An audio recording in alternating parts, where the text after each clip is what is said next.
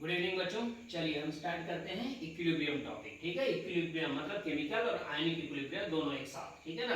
ठीक है, जो इंपॉर्टेंट है केमिकल या जो आयनिक है उसकी बात यहाँ पे करेंगे। ज्यादातर आयनिक से ही क्वेश्चन आते हैं बच्चों। ठीक है, बट ये टॉपिक स्टार्ट करने से पहले पहले आपको समझ लीजिए बातें। ठीक है ना।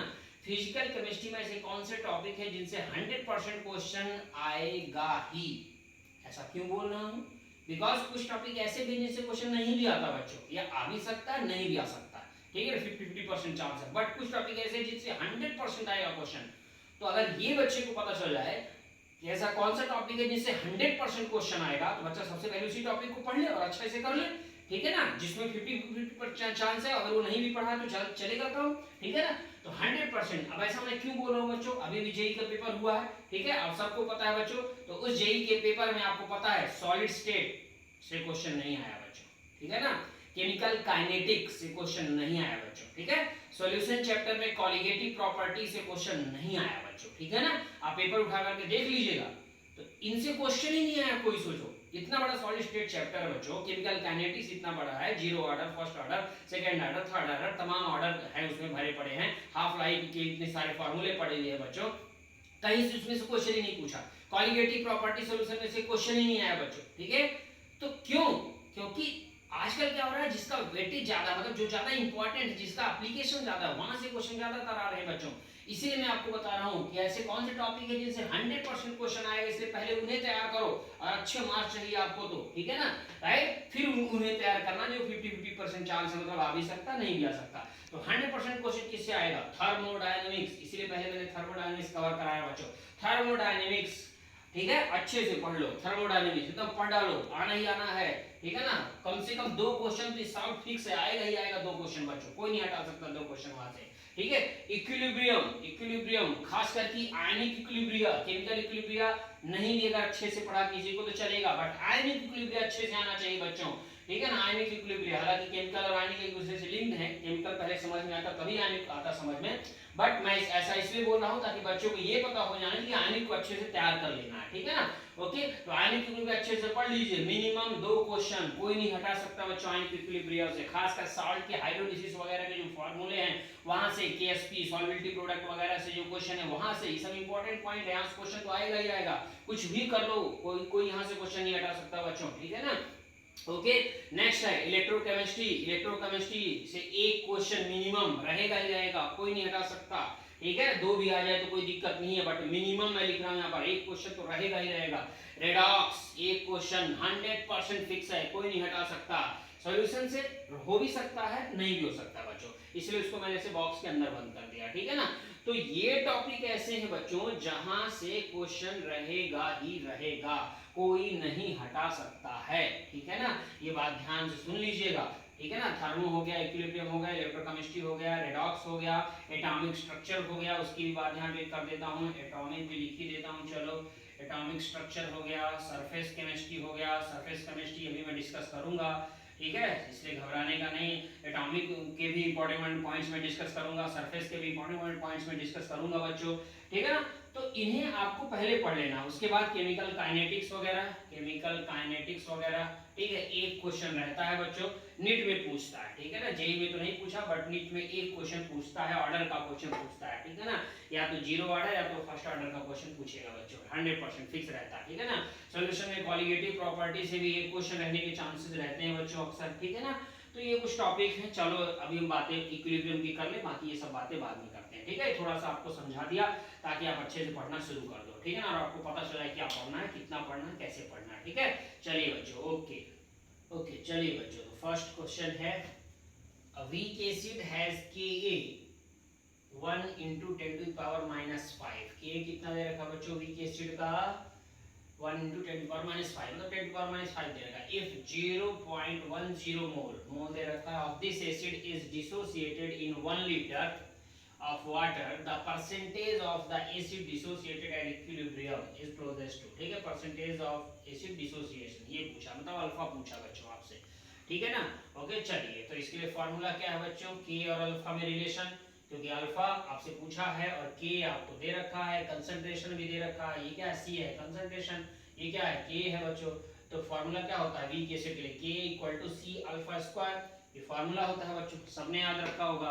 कुछ बच्चे इसे ऐसे भी याद रखे हैं, अल्फा इक्वल टू KA/C, ऐसे भी कुछ बच्चे याद रखते हैं, ठीक है। लेकिन मैं ऐसे नहीं याद रखता बच्चा, कहाँ चला गया ये, हाँ इसको हटा दिया जाए।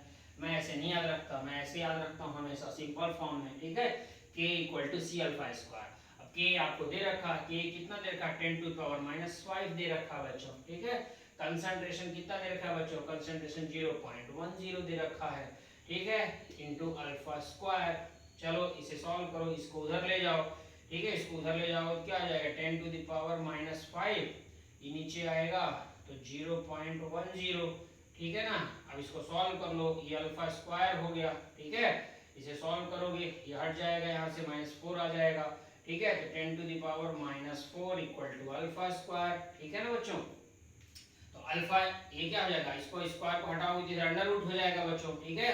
तो इधर अंडर रूट कर देते हैं तो ये क्या हो जाएगा, 10⁻⁻2 आ जाएगा, ठीक है। अब ये अल्फा आ गया, अब अल्फा परसेंटेज में यहाँ देखो ऑप्शन में दे रखा, तो परसेंटेज के लिए क्या करते हो, 100 कर देते हो बच्चों। तो 10⁻⁻2 इंटू 100, क्योंकि परसेंटेज निकालना है। तो 10⁻2 से 2 कैंसिल हो गया, कितना आ गया, 1% आ गया बच्चों। देखो सॉल्व कहाँ दे रखा है, ये देखो पहला ही ऑप्शन में दे रखा है बच्चों, 1%, ठीक है। तो कितना आसान है, कुछ भी नहीं करना है बच्चों, ठीक है ना। वैसे भी सब कुछ आसान ही होता है, बस पढ़ने का तरीका सही हो जाए। अगर गलत तरीके से पढ़ लिया, लेंथी तरीके से पढ़ लिया तो चीजें बहुत टफ लगती हैं बच्चों, ठीक है ना। ओके चले तो नेक्स्ट क्वेश्चन की तरफ मूव करते हैं। चलिए बच्चों, तो नेक्स्ट क्वेश्चन है, आप ध्यान से देख लीजिए।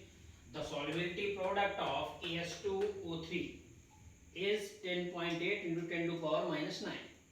सॉल्युबिलिटी प्रोडक्ट दे दिया, मतलब सॉल्युबिलिटी प्रोडक्ट मतलब KSP बच्चों, ठीक है। आप सबको पता है KSP, ठीक है ना। AS2O3 का इतना दे दिया है।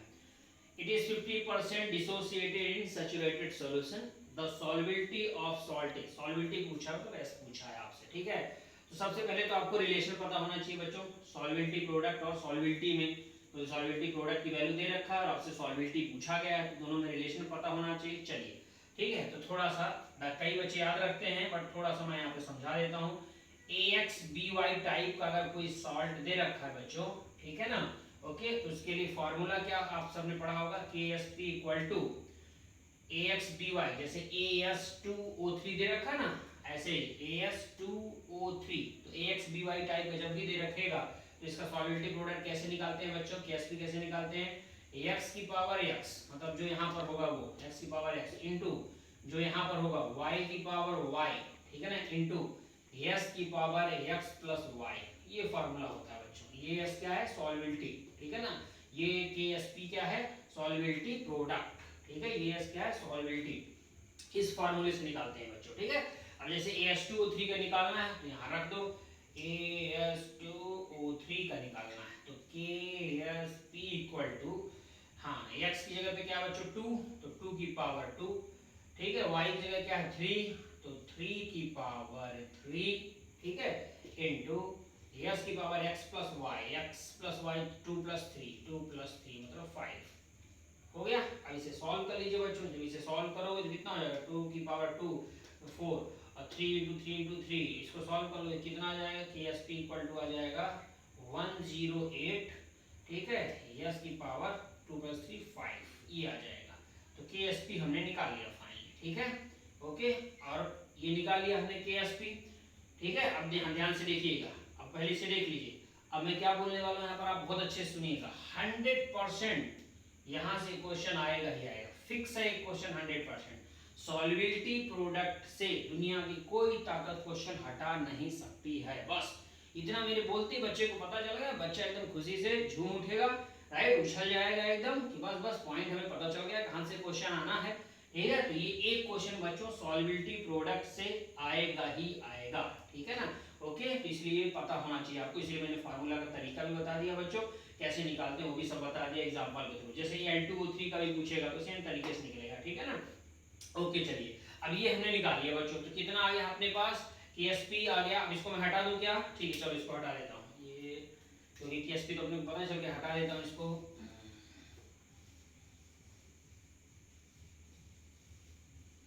ये लीजिए, तो कितना आ गया बच्चों, हमने KSP फाइंड आउट कर लिया है। KSP इक्वल टू 108 s की पावर 5, ठीक है, ये हमें पता चल गया है, ठीक है। अब आप देख लीजिए सॉल्युबिलिटी प्रोडक्ट ऑफ H2O3 इतना, मतलब KSP कितना दे रखा है बच्चों, 10.8 इंटू 10⁻⁹ दे रखा है बच्चों, ठीक है ना। ओके, इक्वल टू 108 यस की पावर 5, ठीक है ना।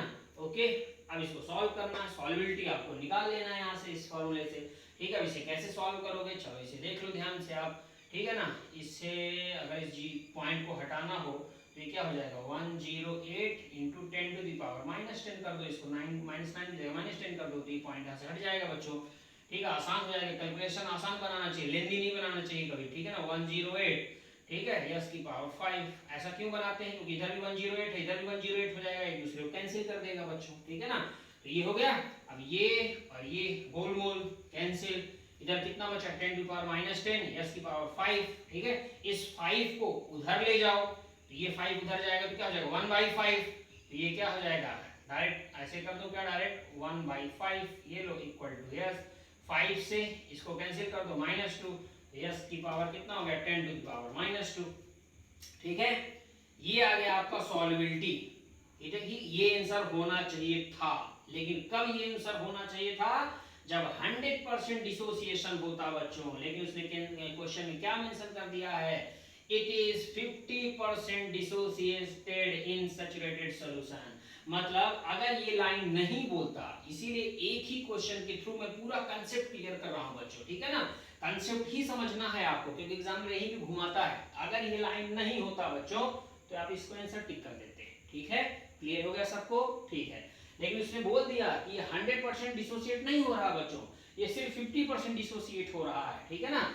तो फिर अब क्या करना पड़ेगा, ये तो 100% डिसोसिएशन का है, मतलब इसको आधा कर देना पड़ेगा बच्चों, ठीक है। 1/2 कर दो इसमें, ठीक है। ये लीजिए कितना बोला है 50% डिसोसिएट, 50% डिसोसिएशन है, इस वजह से क्या लिखोगे 1/2 इंटू 10⁻⁻2, इसे सॉल्व कर लो, सॉल्व करोगे इसको 5 इंटू 10⁻⁻3 आ जाएगा। ये देखिए पहला ही ऑप्शन दे रखा, खटाक टिक किया और बिंदास हो गए बच्चों, ठीक है। तो कंसेप्ट भी क्लियर हो गया, मजा भी आ गया, फार्मूला भी सीख लिया, कोई दूसरा एग्जांपल भी देगा तो इसी तरीके से निकाल लोगे कि एसपी का फार्मूला भी मैंने बता दिया, ठीक है। और मैंने ये भी बता दिया कि यहाँ से 100% क्वेश्चन आता ही आता है बच्चों, ठीक है, इसलिए इस पॉइंट को मिस नहीं करने का। चलिए नेक्स्ट क्वेश्चन, चलिए बच्चों तो नेक्स्ट क्वेश्चन है pH of 0.2 m sodium butyrate is, मतलब आपसे पीएच पूछा है बच्चों सोडियम ब्यूटाइरेट का, ठीक है ना। के दे रखा है, के कितना है 2 इंटू 10⁻⁵ और कंसंट्रेशन दे रखा है 0.1 m, ठीक है ना। ओके, चलिए इसे सॉल्व करना है, बहुत आसान है बच्चों। ये सॉल्ट के हाइड्रोलिसिस का क्वेश्चन है बच्चों, सॉल्ट के हाइड्रोलिसिस आपने पढ़ा होगा। सोडियम ब्यूटाइरेट बोला है बच्चों, मतलब C4H9COONA, ठीक है, ये सोडियम और ये ब्यूटाइरेट, ठीक है ना, सोडियम ब्यूटाइरेट। अब ये किस टाइप का है बच्चों, सोडियम ब्यूटाइरेट, आप देखो ये किससे मिलके बना है, ये मिलके बना है C4H9COOH, ठीक है, और ये NaOH, इन दोनों को जब मिक्स किया गया होगा बच्चों, इन दोनों को मिक्स कर दोगे तो यही बन जाएगा, वाटर हट जाएगा बच्चों, ठीक है ना। तो ये क्या है बच्चों, ये है वीक एसिड और ये क्या है बच्चों स्ट्रॉन्ग बेस, ठीक है। मतलब ये किसका क्वेश्चन है बच्चों, weak acid strong base type का, ठीक है, जो सॉल्ट का हाइड्रोलिसिस है उसका क्वेश्चन है बच्चों। तो पता चल गया, वीक एसिड स्ट्रॉन्ग बेस का फार्मूला पीएच का लगा दो, ठीक है, पीएच आपसे पूछा है बच्चों, तो इसका फार्मूला क्या होता है बच्चों, इसका फार्मूला होता है बच्चों pH equal to -½ log Kw plus log Ka minus log C, ये फार्मूला होता है बच्चों weak acid strong base type के सॉल्ट के हाइड्रोलिसिस का, ठीक है ना। ओके, अब अगली बात ध्यान सुनिएगा बच्चों, ठीक है। सॉल्ट के हाइड्रोलिसिस से बच्चों एक क्वेश्चन 100% फिक्स, क्योंकि वीडी सर बोल रहे हैं, ठीक है ना। ओके, ये देखिए ध्यान से, इसीलिए सबसे इंपॉर्टेंट पॉइंट यही है वीडी कैप्सूल के पढ़ने का कि ये पता चल जाता है बच्चों को कि कहां से क्वेश्चन इस साल आने वाला है, ठीक है। और ये पता चलते ही एक बार बच्चे उस पॉइंट को अच्छे से सीख लिया और जब पेपर में जाओगे तब पेपर दोगे और उसके बाद जब बाहर निकलोगे तब आपको पता चलेगा व्हाट इज कैप्सूल की इंपॉर्टेंस, ठीक है। और तब खुशी से एकदम झूमते हुए आप मिलोगे बच्चों, एकदम उछलते हुए मिलोगे, ठीक है ना।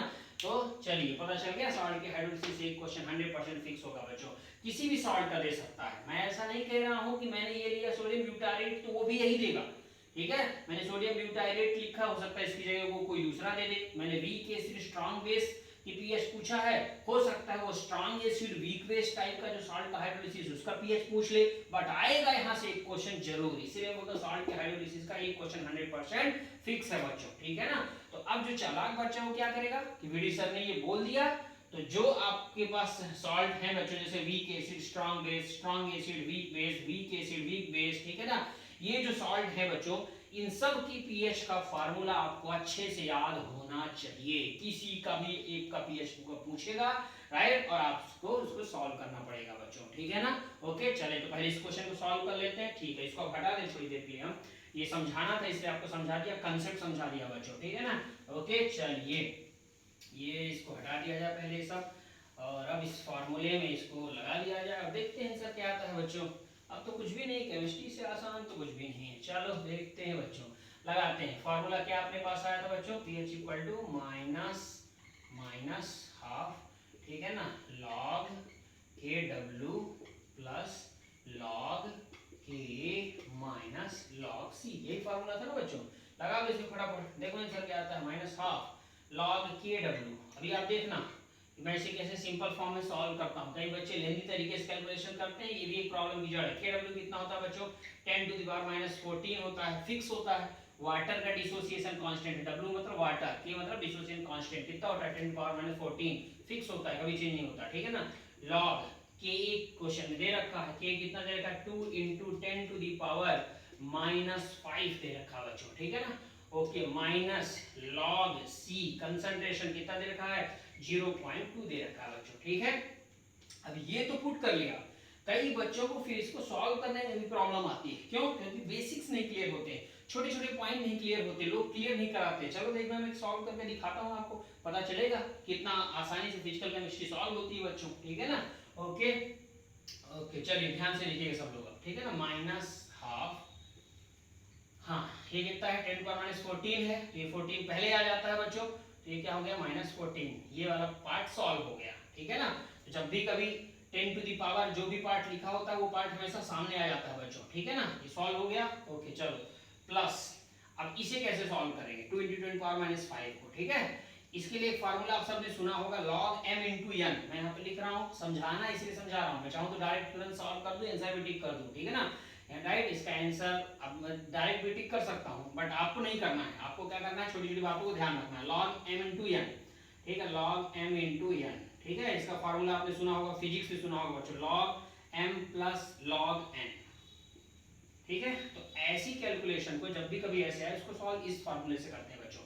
log m × n, देखो log m × n, n के फॉर्म में, ठीक है ना, log m + log n। तो इसे लिख दूं मैं log m + n, ठीक है, इसको हटा दूं मैं, ये लो हटा दिया, ठीक है ना। ओके लिख दो इसको बच्चों, log 2 plus log m × log n, n की जगह क्या है 10 टू द पावर -5, हो गया बच्चों। इतने पार्ट को हमने ये लिख दिया, ये लिख दिया इतने पार्ट, ठीक है। माइनस log 0.2, क्या मैं इसे ऐसे लिख सकता हूँ क्या, 0.2 को देखना मैं क्या करने वाला हूँ, हटा रहा हूँ, 0.2 को 2 × 10 टू द पावर -1 लिख सकता हूं कि नहीं, 0.2 को बिल्कुल लिखा जा सकता है। तो ये भी हो जाएगा log m × n, तो इसे भी हम ऐसे लिख सकते हैं log 2 plus log 10 to the power -1, तो ये भी हो गया, देखिए log m × n वाले फॉर्म में इसको भी सॉल्व कर दिया, ये ठीक है ना। तो अब आपको समझ में आ गया होगा, अब आप इजीली सॉल्व कर लोगे। चलो देखो -12, ठीक है, -14 प्लस log 2 की वैल्यू कितनी होती है बच्चों 0.3, ठीक है, 0.301, हालांकि पुट करते हैं, एग्जैक्ट कैलकुलेशन निकालना हो तो 0.301 लिखा करो आप सब, ठीक है। बट फास्ट कैलकुलेशन अगर करनी हो तो नहीं भी लिखोगे तो चलेगा, सिर्फ 0.3 लिख दो, ठीक है। और एक तरीका है log की वैल्यू के लिए, जितने log की वैल्यू पूछे उससे एक पॉइंट ज्यादा बोलने का। जैसे अगर आपसे पूछे log 6 की वैल्यू, बोलो 0.7, ठीक है ना। log 2 की वैल्यू 0.3, log 3 की वैल्यू, ठीक है 0.4, हालांकि वो 0.5 के करीब आ जाती है बच्चों, ठीक है ना।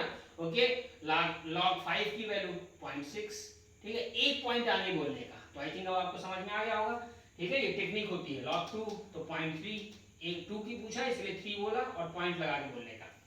चलो बहुत बढ़िया। ये 10 टू पावर -5 है, ये -5 सामने आ जाएगा तो ये -5 हो गया, इसको सॉल्व कर दिया, ठीक है। माइनस, अब इसको देखना ध्यान से, ब्रैकेट log 2 की वैल्यू कितनी होगी 0.301, हमने 0.3 बस पुट किया, ये -1 सामने आ जाएगा तो -1 आ गया बच्चों, ठीक है, हो गया। अब इसे सॉल्व कर लीजिए आप, देखिए कितना हो रहा है बच्चों, ये कितना हो रहा है 14 और 5 कितना हो गया 19 और ये माइनस और ये माइनस कितना हो गया, ये दोनों माइनस माइनस प्लस हो जाएगा तो +1, 19 में 1 चला गया कितना हो जाएगा बच्चों, ठीक है 19 1 चला गया 18 हो गया। ये 0.3 प्लस में है, ये 0.3 माइनस में है, कैंसिल हो गया। तो इनको सॉल्व कर लिए कितना आ गया 18 आ गया, ये 19 में से 1 हट गया तो कितना हो गया बच्चों 18, तो कितना आ गया -12 इंटू -18, ठीक है ना। सॉल्व कर दिया, ये माइनस माइनस प्लस हो जाएगा, कितना आ गया 9, ये माइनस माइनस प्लस, मतलब 9 कहाँ दे रखा, लास्ट बी ऑप्शन में दे रखा 9, ठीक है। तो देखा चीजें कितनी आसान होती है, ठीक है, कुछ भी नहीं है बच्चों, ठीक है।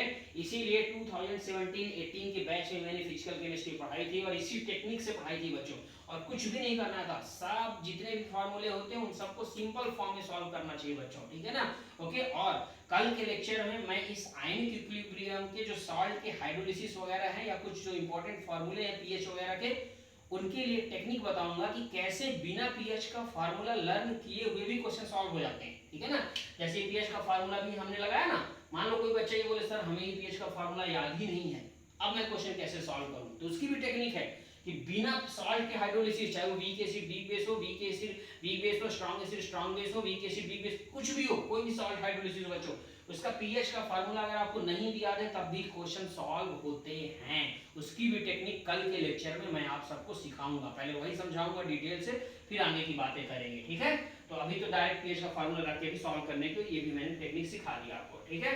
अभी परफेक्शन आया होगा, मजा आया होगा आपको। चलिए नेक्स्ट, ओके चलिए, तो नेक्स्ट क्वेश्चन है बच्चों, what is the pH of solution obtained by mixing 100 ml of each of 5m NH4Cl, 5m NH4Cl and 5m NH4OH, ठीक है ना। ओके, if pKb दे दिया है of NH4OH is 3.2, ठीक है। अब ये कैसे करोगे ऐसे क्वेश्चन बच्चों, बहुत आसान है, ध्यान से देखिएगा। इसमें क्या फॉर्मूला लगेगा बच्चों, POH equal to log KB plus log नहीं PK डबल PK, ठीक है, B बेस है ना, plus log salt upon base, ये फॉर्मूला लगेगा बच्चों, बफर सबने पढ़ा होगा बच्चों, ठीक है ना। ओके चलिए, तो ये फॉर्मूला है POH का, ठीक है ना। क्यों POH वाला हमने क्यों लिखा, क्योंकि बेस दे रखा बच्चों यहाँ पर NH4OH देखिए, ठीक है ना। ओके, तो POH का हमने ये फॉर्मूला लिख दिया, ठीक है। अगर यही एसिड होता बच्चों, एसिड दिया गया होता, ठीक है ना, यहाँ देखिए PKB दिया, PKB, इसलिए वाला फॉर्मूला लिखा बच्चों, बेस वाला फॉर्मूला हमने लिखा, इसे अब बेस है, बेस के पास OH रहता है इसलिए POH वाला लिखा, ठीक है ना। अगर यहाँ PKA दिया होता, मान लीजिए एसिड दिया होता, क्योंकि आपको कंसेप्ट सीखना है, ठीक है ना। अगर एसिड दिया होता तो कुछ दिक्कत नहीं थी, ठीक है। आप क्या करते हैं, यहाँ PH करते हैं, यहाँ A कर देते हैं, एसिड PKA हो जाता, और यहाँ पर भी बेस की जगह पर एसिड करते, तो आपकी फार्मूला सेम रहता, समझ में आ गया। pH equal to PKA plus log salt upon acid हो जाता बच्चों, ठीक है ना। ओके, तो दोनों फार्मूला पता चल गया आपको, बेस वाला भी और एसिड वाला भी, ठीक है ना। चलिए अब इसे सॉल्व करते हैं बच्चों, ठीक है ना। ओके, तो POH निकाल लेते हैं हम लोग, POH। कई बच्चे क्या कहेंगे, कई बच्चे कहेंगे सर हमसे तो pH पूछा है क्वेश्चन में, pH पूछा है, आप तो POH निकाल रहे हो। बिल्कुल सही बात है, POH निकाल लेंगे उसके बाद pH आएगा, क्योंकि यहाँ बेस दे रखा बच्चों, ये देखिए बेस दे रखा है, एसिड नहीं दे रखा है कि आप डायरेक्ट pH निकालोगे, बेस दे रखा है इसलिए बेस का पहले क्या आएगा, POH आएगा, फिर pH निकालोगे बच्चों, ठीक है ना। ओके चलिए, PKB कितना दे रखा है, PKB 3.2 रख दो फटाफट, 3.2 प्लस log सॉल्ट का कंसंट्रेशन अपन बेस का कंसंट्रेशन कितना दे रखा है, ये है सॉल्ट, ये NH4Cl सॉल्ट है बच्चों, उसका कंसंट्रेशन 5 m दे रखा है, और ये है बेस, ठीक है, तो इसके पास OH है, बेस इसका भी कंसंट्रेशन 5 है, तो 5/5 सॉल्ट अपॉन बेस कितना है बच्चों, 5/5 1 ही हो जाएगा ना, तो कोई मतलब नहीं इसको रखने का, कितना हो जाएगा, ये 1 हो जाएगा, ठीक है ना। तो ये कितना आ गया, 3.2 आ गया पीओएच बच्चों, पीओएच कितना आ गया 3.2। जब पीओएच 3.2 आ गया तो आप सब ने फार्मूला सुना होगा, pH equal to 14 minus POH, सुना होगा बच्चों, ठीक है ना। तो कर दो, लगा दो, 14 माइनस पीओएच कितना आया 3.2, 14 में 3.2 जाएगा कितना आ जाएगा 11.8, कहाँ दे रखा 11.8, किसी ऑप्शन में है 11.8, ये देखो ऑप्शन में है 11.8, सॉल्व हो गया बच्चों, ठीक है ना। तो बफर का क्वेश्चन भी आपको समझ में आ गया, सारी चीजें क्लियर हो गई बच्चों, ठीक है। ओके चलिए, आज के दिन आपको ये सब कंसेप्ट सीखने को मिल गया बच्चों, कैसे फार्मूले का यूज करते हैं, ठीक है, वो भी आपको सिखा दिया। अभी ये टॉपिक फिनिश नहीं हुआ है बच्चों, आज हमने स्टार्ट किया है, कल जब हम वीडियो लेक्चर बनाएंगे तो कल, ठीक है, इसी टॉपिक का में अभी आगे कंटिन्यू हम लोग करेंगे, और सॉल्ट के हाइड्रोलिसिस का बिना पीएच के फार्मूले याद किए हुए कैसे क्वेश्चन सॉल्व करना, उसकी भी टेक्निक आपको हम सब सिखाएंगे बच्चों, ठीक है, मजा आ जाएगा, जबरदस्त एकदम टेक्निक है कि एक भी पीएच का फार्मूला याद नहीं रहेगा, तब भी कोई भी क्वेश्चन दे दिया जाए सॉल्ट के हाइड्रोलिसिस का सब कुछ सॉल्व हो जाएगा बच्चों, ठीक है ना। ओके, आज के लेक्चर पे इतना काफी था, अच्छे से पढ़ते रहिए, एकदम बिंदास रहिए, मुस्कुराते रहिए बच्चों, ठीक है। ओके बच्चों, थैंक यू।